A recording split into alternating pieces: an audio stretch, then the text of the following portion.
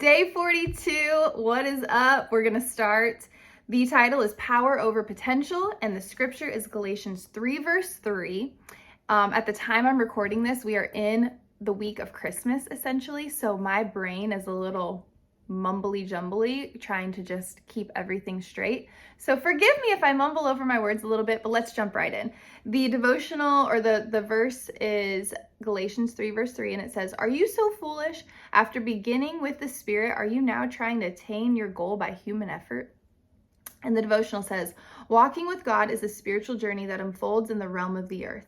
Every day we have decisions to make and responsibilities to attend to. It's easy for the lines of faith and flesh to subtly blur. When we believe God for something, we're asking Him to show up in our lives in very practical ways. We're asking Him to bless the works of our hands, to order our steps, and to give us the ability to steward, perform, and live well. So when God equips us and we become proficient, we can begin to feel like it's us doing the doing. When we fall into the deception of self-reliance, however, we can become addicted to our own abilities. Eventually, that breeds stress and pride. The passage above reminds us that it is foolish to try to thrive by human effort alone. Foolish doesn't mean evil, it just means unwise. But wisdom comes from having experience and understanding.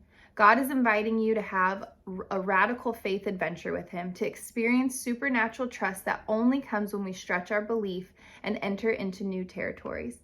He wants us to learn what it feels like to lean on Him as opposed to ourselves.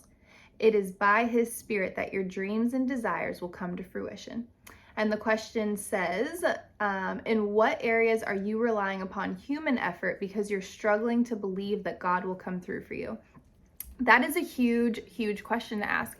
Are there areas in your life that where you are stressed out or prideful? Because it says here, when we are self-relying, when we're relying solely on ourselves, that breeds stress and pride. So it's a good question to ask. If you're struggling with stress or pride, then that means that you probably are not, you're not relying on God, because in His presence, like we talked about few devotions ago, in His presence there is no stress, there is no anxiety. It says in the Bible, perfect love casts out fear. So there is no way that you can be stressed out, full of fear, full of anxiety, and be in the presence of God. And so I do think that this is such a wonderful reminder to all of us, especially right now at the time I'm recording this. It's the holiday season. There's a lot of things to stress about, whether it's financial or familial or friends or whatever it is. And we're entering into a new year, but maybe this is something that we can all agree on, that going into 2024 or whatever year you're watching this, that we can start right now relying on God over ourselves. When we rely on our own might, it is just that illusion of control. We feel like we're in control, but control is such an illusion. We do not have control over our next breath, the next beat of our heart, what people do, what's going to happen. We just don't have control. And when we surrender that to the one who is in control and the author of everything, that is where we can then just, okay, I don't have all this pressure. I don't have this stress, because it's not up to me, it's up to you. And there's something really, really freeing about fully surrendering.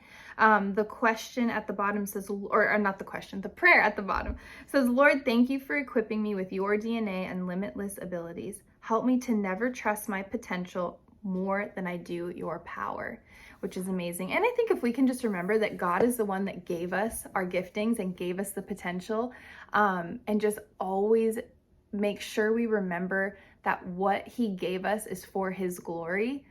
If we just keep that straight, we have nothing to worry about. So anyways, that is it for today. I will see you guys tomorrow. Bye.